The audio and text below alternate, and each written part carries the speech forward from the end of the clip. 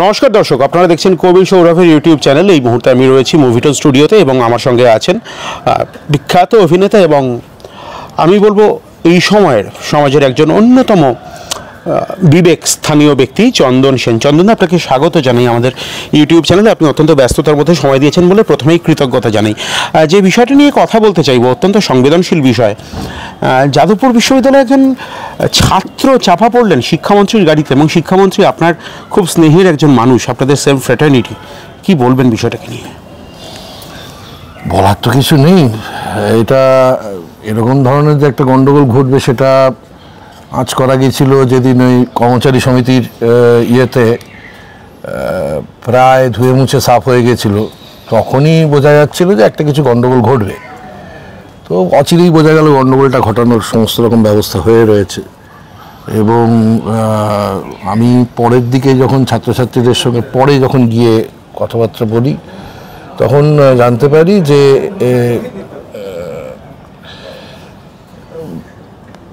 তথাকথিতভাবে অধ্যাপক নয় এমন বহু মানুষ সেদিনকে জড়ো হয়েছিলেন। ব্রাত্যর মতন বক্তৃতা করেছেন, ঠিক আছে, কিন্তু প্রথমেই যে গণ্ডগোলটা করেছেন ব্রাত্য, সেটা হচ্ছে যে সম্পূর্ণ অন্য একটা দিক দিয়ে ঢুকেছেন। টেনশনটা কিন্তু তখন থেকে বিল্ড আপ করে গেছে। এই আমরা এখন সমাজ মাধ্যমে কলকাতা ইউনিভার্সিটির আর একজন মানে অন্য কলেজের একজন প্রিন্সিপালকে এখন প্রায়ই শুনতে পাচ্ছি যে তিনি 6 ঘন্টা গাড়ির মধ্যে আটকে থেকেছেন।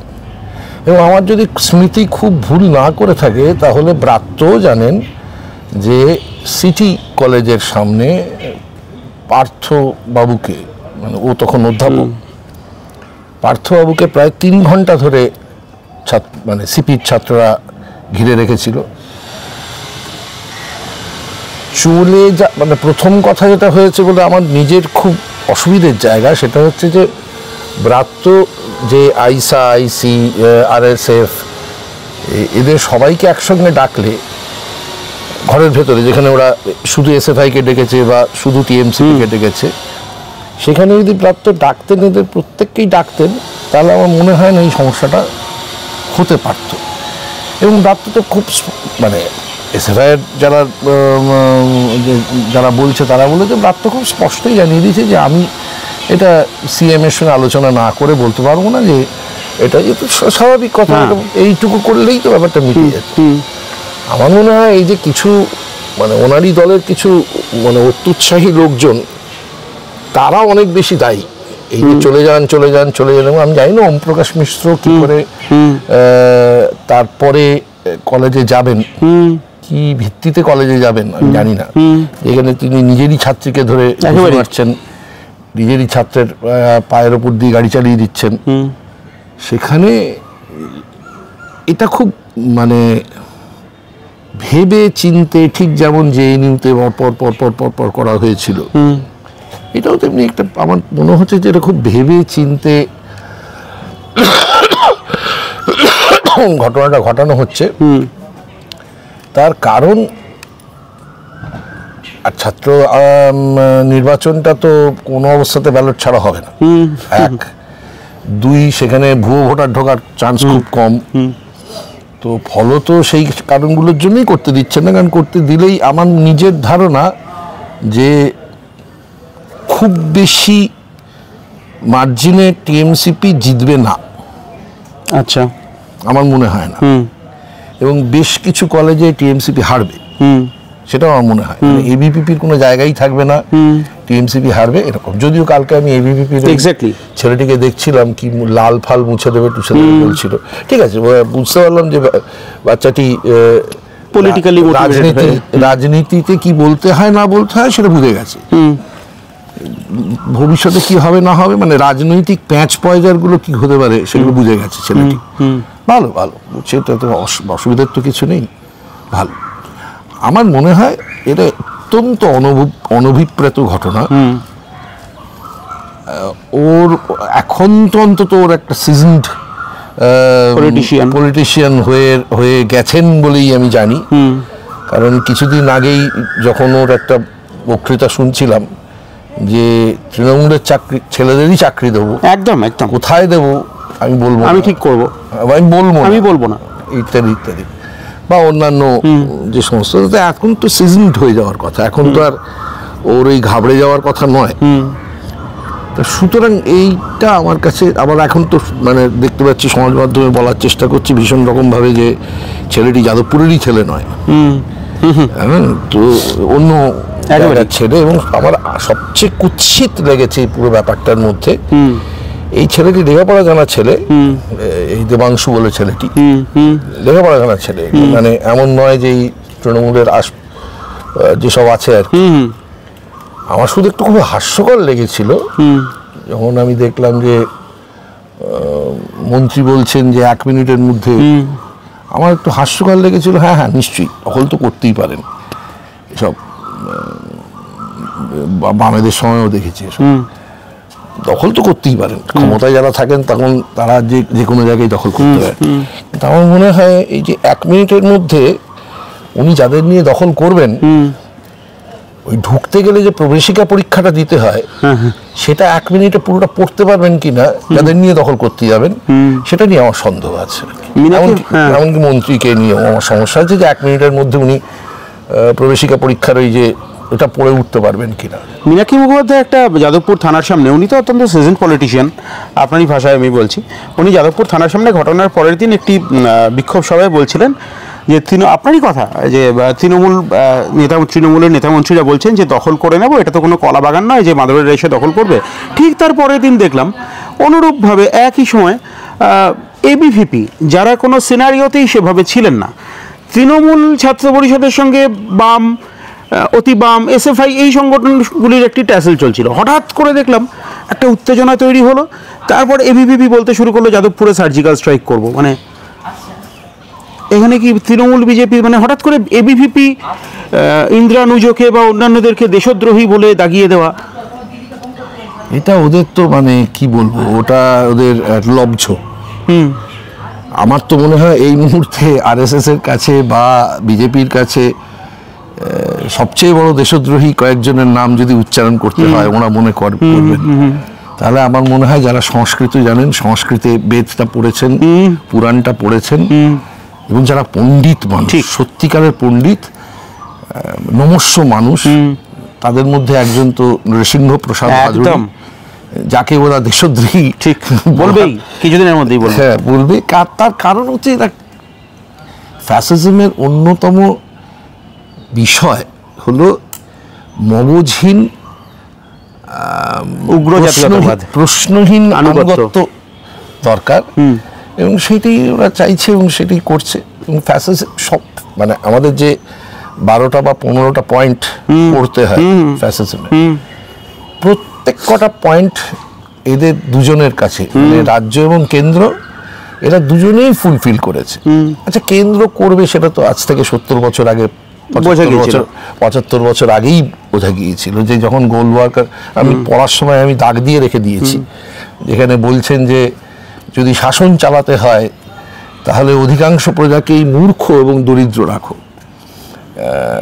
এটা তো ঘোষিত সিদ্ধান্ত, অঘোষিত সিদ্ধান্ত নয়। এবং অনেকেই খুব অবাক হন যে কি করে বিজেপি তাদের যারা ওই তথাকথিত রেপ করে জেলে গেছে তারা বেরোবার পর তাদের মালা দিয়ে কেন, হ্যাঁ সাভারকার পড়লেই বোঝা যায় জিনিস ভীষণ রকমের। না সাভারকার তো লিখে গেছে যে মুসলমান মেয়েদের রেপ করাটা কোনো অন্যায়ই নয়, করো, এটা তো লেখা আছে ওনার বইতে। এবার ওরা তো খুব ভালো করে জানেন, এবং সেই কারণে অনেক লোক অবাক হয়, আমি অবাক হই না, যে এই কারণের জন্যই তো তাদের ফুলমালা দিয়ে জেল থেকে নিয়ে আসা হয়, তাদের দাঁড় করানো হয় ভোটে। এইগুলো খুব সহজ ঘটনা। আচ্ছা চন্দন, একটা প্রশ্ন করি, আপনি চিরকালই অসম্ভব ঠোঁট কাটা বললেও ভুল বলা হয়, যার জন্য শুরুতেই আমি বললাম বিবেক, কারণ এ কথা আমরা আগেও বলেছি যে 2008 সালের অবধি, মানে ক্ষমতার মধ্যগগনে যখন বামফ্রন্ট, তখন বামপন্থীরা মানে সিপিআইএম আপনাকে নকশাল ভাবতেন। তারপর থেকে দেখলাম সিপিআইএম যখন সরকার থেকে চলে গেল, তখন আপনি অন্য যে কোনো মানুষের থেকে বেশি করে সিপিআইএম এর হয়ে বলছেন। সিপিআইএম এর হয়ে বলছি না, আমি পশ্চিমবঙ্গ রাজ্যের হয়ে বলছি। রাজ্যের হয়ে বলছেন, ফাইন। আমি হয়তো আমি অস্বীকার করি না যে আমি সিপিআইএমের সক্রিয় সমর্থক এবং সেটা আমি অস্বীকার করি, কিন্তু তা বলে প্রশ্নহীন আনুগত্য আমার আমার আমার বাবা যিনি 64 সালে পার্টি ভাগ হওয়ার পর এখানে বড় দায়িত্বে ছিলেন বরাবরই সিপিআইএমে, হ্যাঁ আমার কিশলয় সেন যিনি গণশক্তির সান্ধ্য গণশক্তির প্রধান, মানে 3 জন মাত্র রিপোর্টার ছিল, তার মধ্যে প্রধান স্টাফ রিপোর্টার বলা যায়, এবং গণনাট্য এবং গণতান্ত্রিক লেখক শিল্পী সংঘের গণনাট্যের খসড়া লিখেছেন পরবর্তী ক্ষেত্রে 64 সালে এসে ভাগ হওয়ার পর, এবং গণতান্ত্রিক লেখক শিল্পী সংঘের প্রতিষ্ঠাতা সদস্য। আচ্ছা, তো কিন্তু আমার বাবা আমাকে প্রথম কথা বলেছিলেন যে প্রশ্নহীন আনুগত্য নয়, প্রশ্নহীন না, সেটা আমি পরে ডিরাইভ করেছি। আচ্ছা, আমার বাবা আমাকে বলেছিলেন যে তুমি এসএফআই করবে কেন, তুমি কি সিপির প্রোগ্রাম পড়ে দেখেছো?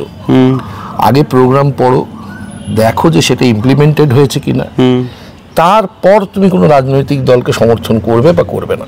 আচ্ছা, আগে এসএফআই এর পড়ো, পড়ে দেখো কতটা ইমপ্লিমেন্টেড হয়েছে, শুধু ওখানে লেখা থাকলেই তো হবে না।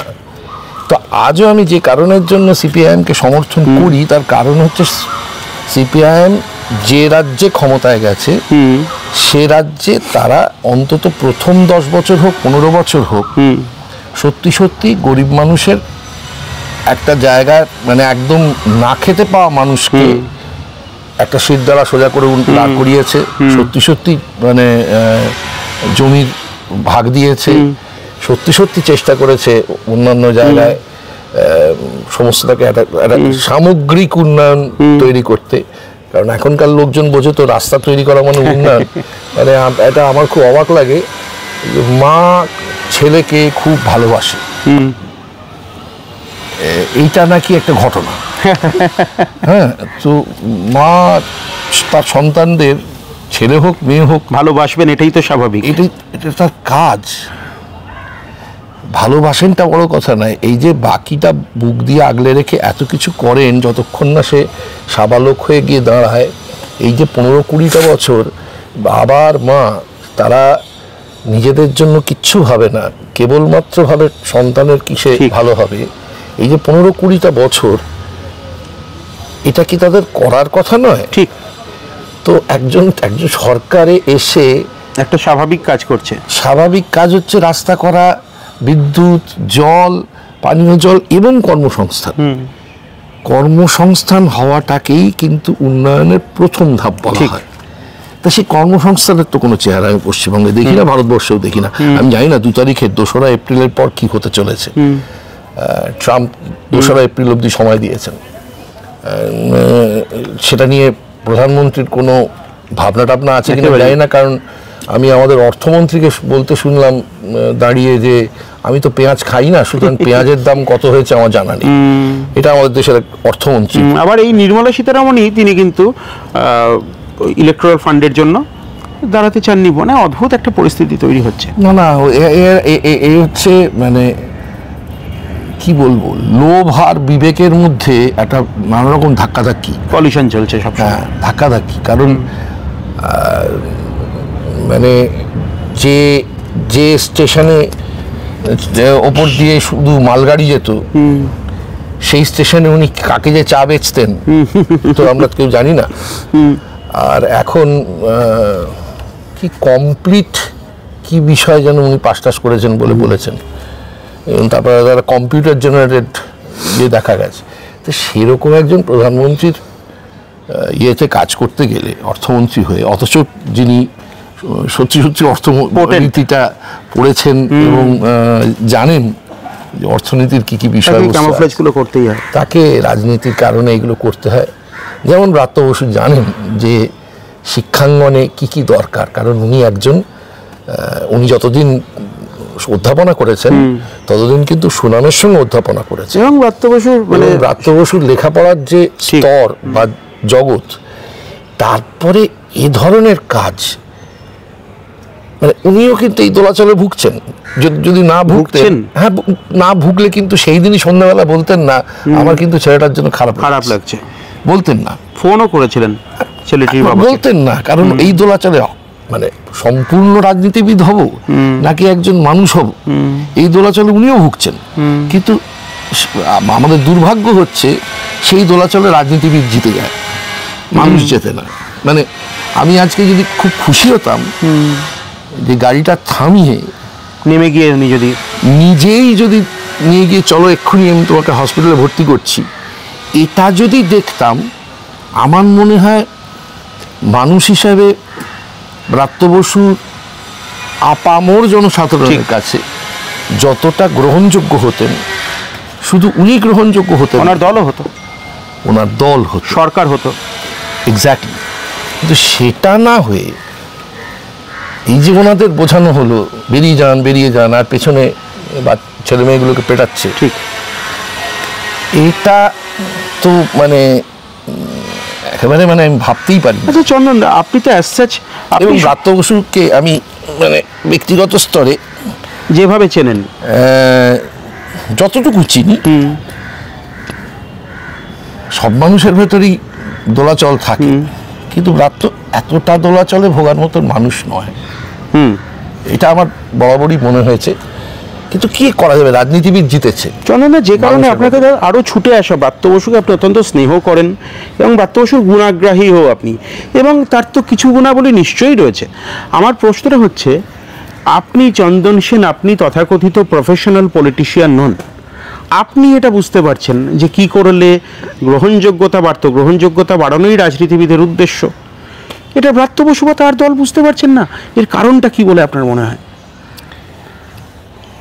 মোহ, ক্ষমতার দম্ভ? না, এই শেক্সপিয়ার অনেক কাল আগে একটা লাইন লিখে গেছে না, পাওয়ার কারাপ্টস and absolute power corrupts absolutely। আরো একটা কথা লিখে গেছেন, ওটাও ব্রুটাসের মুখ দিয়ে, এই সিজার নাটকেই আছে, জুলিয়াস সিজার নাটকে আছে, যে বিষপাত্র আমরা অন্যের ঠোঁটে তুলে দিই, সেই বিষপাত্র একদিন ঘুরে আসবে নিজেরই ঠোঁটের কাছে। এটা শেক্সপিয়ার 450 বছর আগে লিখে গেছেন। সমস্যা যেটা হয়, যেটা আমি আমাদের সময় বলেছিলাম, আমি খুবই প্রতিষ্ঠিত তথাকথিত সেন্ট্রাল কমিটি মেম্বারকে বলেছিলাম যে একটা কমিউনিস্ট পার্টি যখন তৃতীয় সূত্র ভুলে যায়, যে প্রত্যেক ক্রিয়ার একটি সমান এবং বিপরীত প্রতিক্রিয়া আছে, সেইটা পৃথিবীর জন্য কিন্তু সাংঘাতিক হয়ে দাঁড়ায়। কারণ এটা কমিউনিস্টদের ভোলার কথা না, কারণ এটা ভুলে যাওয়া মানে হচ্ছে সায়েন্স ভুলে যাওয়া। ঠিক। এবং কমিউনিস্টরা, যেখানে স্টালিনের একটা অসাধারণ লেখা আছে, আজকে জন্মদিন, হ্যাঁ, অসাধারণ লেখা আছে যে কমিউনিস্ট আত্মসমালোচনা করে না, কারণ কমিউনিস্টের এগিয়ে যাওয়ার মূল মানে একমাত্র বৈজ্ঞানিক শর্ত হচ্ছে যে আত্মসমালোচনা করে নিজের ভুলগুলোকে সর্বসমক্ষে রেখে সেগুলোকে ঠিক করা। এবং যে কমিউনিস্ট সেটা করতে পিছপা হন, আমি বলবো যে তারা খুব শিগগিরই নিজেদের শুধরে নিন। আজকেই মানে আজকের দিনই তার কথাটা আরো বেশি করে মনে পড়ছে। যদি ব্রাত্য বসু মনে করেন, সেদিনকে সভায় দেখলাম বলছেন যে মমতা বন্দ্যোপাধ্যায় একজন বাম নেত্রী, কিন্তু সেটা সোভিয়েত নির্দেশিত বাম, ল্যাটিন আমেরিকান, হ্যাঁ, তারা যে কি করতে পারেন সেটা তো এই ট্রাম্পের, এই আমার আগের দিনই সৃজনের সঙ্গে এই নিয়ে কথা হচ্ছিল, হ্যাঁ, ট্রাম্পের এই লোক পাঠানো, আর তার উত্তরে একদম কি করতে পারে ওনারা, একদম চোখে চোখ রেখে, একদম সেটা তো দেখিয়ে দিয়েছেন। কিউবা দীর্ঘদিন ধরে দেখিয়েছে, পরবর্তীকালে হুগো চাভেজ থেকে শুরু করে ইভো মরালেস প্রত্যেকে সবাই দেখিয়েছে। একদম একদম। ফিডেলের কথা আমি ছেড়েই দিলাম, হ্যাঁ, ও তো বাদ ছেড়েই দিলাম, চেয়ের কথা ছেড়েই দিলাম। তো যদি সেই বামেদের কথাই আপনি বলে থাকেন, তাহলে সেটা কি ক্যাটেগরাইজ করে দিয়েছেন? হ্যাঁ, সেটা কি মমতা ব্যানার্জির কর্মকাণ্ড মধ্যে সাজুজ্য রাখতে পারে? লেনিন বলেছিলেন এর আগে। চন্দনদা, আমার এই জায়গাটা জিজ্ঞাসা আপনার কাছে, ব্রাত্য বসু সক্রিয় তৃণমূল সমর্থক এক সময় ছিলেন, মন্ত্রী হয়েছেন। চন্দন সেন সক্রিয় সিপিআইএম সমর্থক। ব্রাত্য বসু 30 মিনিট কথা বললে 25 মিনিট মুখ্যমন্ত্রীর জয়গান করেন, 5 মিনিট বলেন যে আমরা এখানে আছি, বেইমানি করবো না, এটা ব্রাত্য বসুরা বলেন। কিন্তু চন্দন সেনের সঙ্গে আমার 20 মিনিট প্রায় কথোপকথন হচ্ছে, একবারের জন্য অন্ধ আনুগত্য দেখা গেল না। এই ফারাকটাই কি চন্দন সেনের থেকে আজকে ব্রাত্য বসুর থেকে আজকে চন্দন সেনকে সমাজের বিবেকে পরিণত করলো? এই সঠিক কথাটা সঠিকভাবে বলে দেওয়া, আয়নাটা তুলে ধরা। দেখুন, আমি খুব সোজা কথা বলছি, সেটা হচ্ছে একবারের জন্য বলে না মোহাম্মদ সেলিম যা বলছেন সব ঠিক। না না না না, সেটা বলবই বা কেন? যাই হোক, যদি উনি ঠিক কথা বলে থাকেন তাহলে জোর গলায় বলতে হবে হ্যাঁ উনি ঠিক। আজকে যেভাবে পশ্চিমবঙ্গে এই আকালে মীনাক্ষী দাঁড়িয়ে যদি সিপিআইএমে 24 ঘন্টার কর্মী হিসেবে যোগ দিতে চায় 20 লাখ লোক বা 20,000 লোক, আর যদি নতুন প্রজন্ম তারা আকর্ষিত হন যে সিপিআইএম অন্যান্য গণসংগঠনের সঙ্গে থাকবো, আমি ডিওয়াইএফআই এর কথাই বলছি, তারা সদস্য সংগ্রহ করেছেন যেভাবে, তাহলে সেটা তো সেলিমের নেতৃত্বেই হয়েছে। সেটা সেলিম নেতৃত্ব সেভাবে দিয়েছেন এবং কমিউনিস্ট পার্টিটা যৌথ নেতৃত্বের জায়গা। আজকে বুদ্ধদেব ভট্টাচার্য একা কোনো সিদ্ধান্ত নেননি, জ্যোতি বোস একা কোনো সিদ্ধান্ত নেননি, তিনি প্রস্তাব রেখেছেন, সেটা সকলের মধ্যে আলোচনা হয়েছে, গৃহীত হয়েছে। তবে এটা তো কোনো দক্ষিণপন্থী পার্টি, আভ্যন্তরীণ গণতন্ত্র, হ্যাঁ দক্ষিণপন্থী পার্টি নয় তো যে আমি যা বলছি সেটাই ঠিক এবং তারা বাকিরা কি বলছে না বলছে আমাদের দেখার দরকার নেই। দেখুন, সমস্যা হলো ওই আবার আমাকে বলতে হয়, আমি সব বাচ্চাই মিথ্যে কথা বলে, কিছু না কিছু মিথ্যে কথা বলেই থাকে, আমিও বলতাম। তাতে বাবা সেকেন্ড দিন যখন মানে বাবা মারছে, তাতে মা বলছেন আহ ছেলেরা হাত দিচ্ছ কেন, বলে পাশের ঘরে নিয়ে গিয়ে আবার মারতে মারতে বলছে চুপ, শব্দ করবি না, যাতে বাবাও ঘর থেকে শুনতে না পায়। হ্যাঁ, আমাদের বয়সী যারা আছেন তাদের প্রায় প্রত্যেকের জীবনে এটা ঘটেছে। তো সেকেন্ড টাইম যখন এরকম একটা ঘটনা ঘটলো, তখন বাবা আমাকে একটা জরুরি কথা বলেছেন, বলে দেখ তখন ক্লাস 7-8 পড়ি রামকৃষ্ণ মিশনে, দেখ এই একটা ঘটনা নিয়ে তো 3 দিন কেটে গেল, এর থেকে সহজ হতো না মানে মিথ্যে কথাটা না বলা বা সোজা কথাটা বলা। আমি ঠিক এটাই ভাবছিলাম যে এত পুণ্যার্জনের জন্য এই প্রচন্ড পরিমাণে একটা ব্যাপার চলছে, এর থেকে সজ্ঞানে পাপ না করলেই তো হয়। না না না না না, তার থেকেও বড় কথা হচ্ছে যে এই যারা সংস্কৃততে রামায়ণ মহাভারত পুরাণ বেদ পড়েছেন, তারা 3টি তথ্য জানেন। এক হচ্ছে মূল মহাভারতে সেখানে কোনো শান্তি পর্ব ছিল না, সবচাইতে বড় কথা গীতা ছিল না, আর রামায়ণে উত্তরকাণ্ড বলে কোনো কিচ্ছু ছিল না। মানে যে কোনো সংস্কৃত পণ্ডিতের কাছে গেলেই তিনি সঙ্গে সঙ্গে তাই বলবেন। এই সেদিনও নৃসিংহপ্রসাদ ভাদুরী, পণ্ডিত নৃসিংহপ্রসাদ ভাদুরী মনে করিয়ে দিলেন ভারতবাসীকে যে শ্রীকৃষ্ণই বলছেন যে আমি কারোর পাপের যেমন দায় নেব না, দিই না, আমি কারোর পুণ্যের ভাগও নিই না। যদি পাপ করে থাকো তাহলে শত জলে শত ইয়েতে গিয়ে ধুলেও কিছু যাবে না। তারপরে কোন কুম্ভ কেন হয়? ওই আবার গোলবো আকারের কথায় না, আবার গোলবো আকারের কথায় ফিরতে হয়। মানুষকে যত পারবে তত বেশি দিন মূর্খ রাখো, যাতে তারা লেখাপড়া করার সুযোগই না পায়। যে কারণের জন্য আপনারা সকলেই জানেন যে এই তুলসীদাস অবধিতে রামায়ণ লেখার জন্য ব্রাহ্মণদের দ্বারা 4 বার আক্রান্ত হয়েছিলেন। হ্যাঁ, তো এই একটাই কারণটা একটাই। সুতরাং সোজা কথা সোজা করে, ওই আমি তো ক্রিকেট খেলেছি একটা বড় সময়, সোজা ব্যাটে না খেললেই কানাচে ফানাচে লেগে ক্যাচ উঠে যাবে। আমার একেবারে শেষ দুটো প্রশ্ন চন্দনদা, গত 10 বছরে আপনি জানেন, সবাই জানে এখন প্রতিবেশী দেশেও চলছে, মুক্তমনাদেরকে স্যাফরন টেররের মুখোমুখি হতে হয়েছে। গৌরী লঙ্কেশ থেকে শুরু করে এতক্ষণ অনেকেই হয়েছেন। আপনি এতক্ষণ ধরে বা এর আগেও বিভিন্ন সময় যেভাবে বিজেপিকে, আমি সরাসরি বলছি, বা আরএসএসকে আক্রমণ করে চলেছেন, কোথাও ভয় পান? মনে হয় যে আক্রমণ হতে পারে বা কিছু হতেই পারে। যারা অন্যের কথা শোনার মতন ধৈর্য দেখান না, গণতন্ত্রের প্রাথমিক শর্ত, যারা বিরোধী শূন্য রাজনীতি করতে সম্মান করে, না বিরোধী শূন্য রাজনীতি করাটাই তো অগণতান্ত্রিক ভাবনার প্রথম স্তর। তো তারা কোন সব রকমের অসহিষ্ণুতা দেখাবেন, এটা তো জানা কথা। কিন্তু আপনি আমাকে বলুন,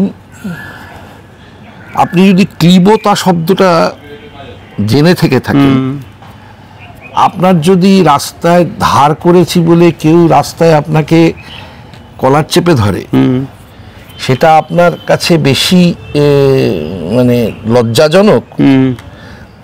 আমার মনে হয় আত্মসম্মান বোধটা, এইটাকে নষ্ট করে বাঁচা যাবে কতদিন? এই অনেকে বলেন যে আরে তোর কি মনে হয় আম্বানির আত্মসম্মান আছে?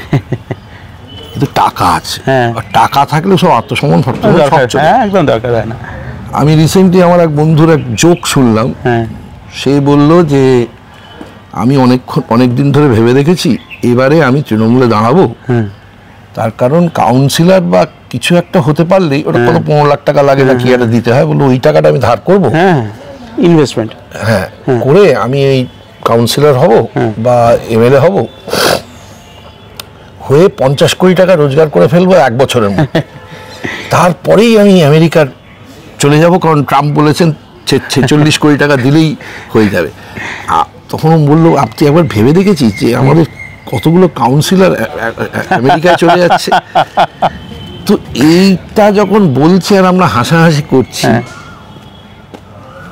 যারা এই কাজটা করছেন তারা কি হাসছেন? সেই তো, এই কথাটা বলার জন্য তারা যে হাস্যাস্পদ হতে পারেন, তারা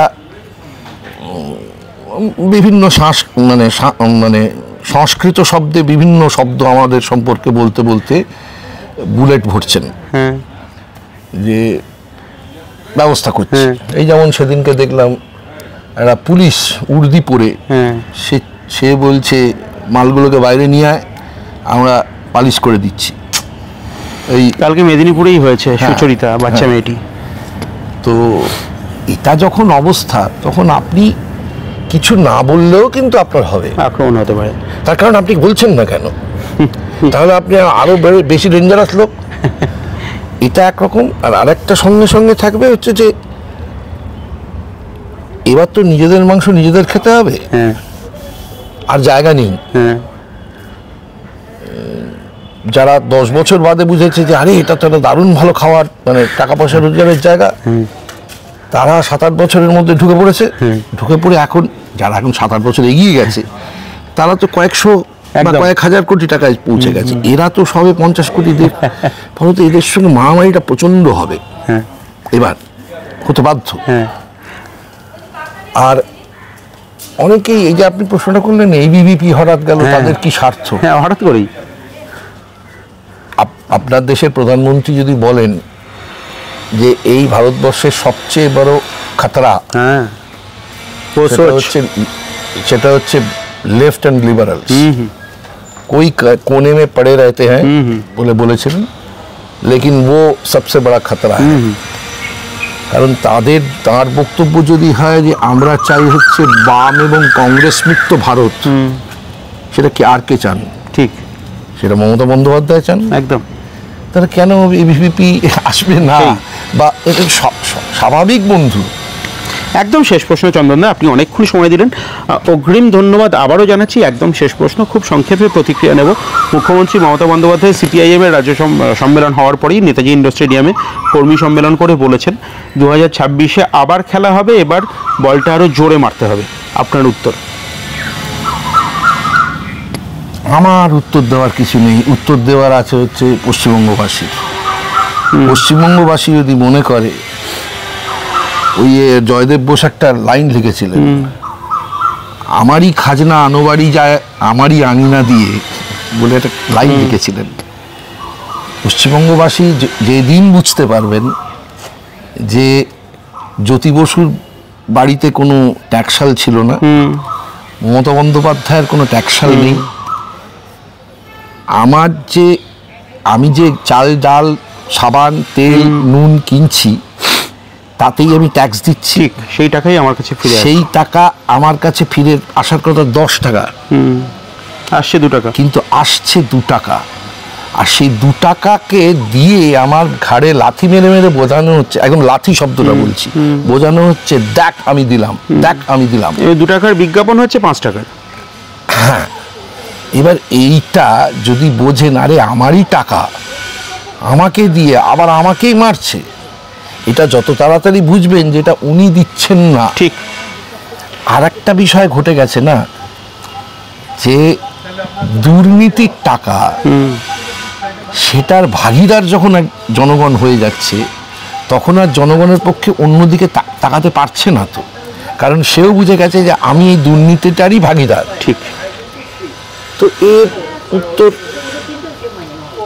মানুষ সময় দেবে, সময় তো দেবেই, কারণ সময় তো ওই বামেরা যখন একটা সময় বলতো না 50 বছর থাকবো, তখন আমি হাসতাম, হেসে বলেছিলাম যে আপনারা বিজ্ঞান ভুলে গেছেন ভাই, বলতে বাধ্য হচ্ছে, বিজ্ঞান ভুলে গেছেন।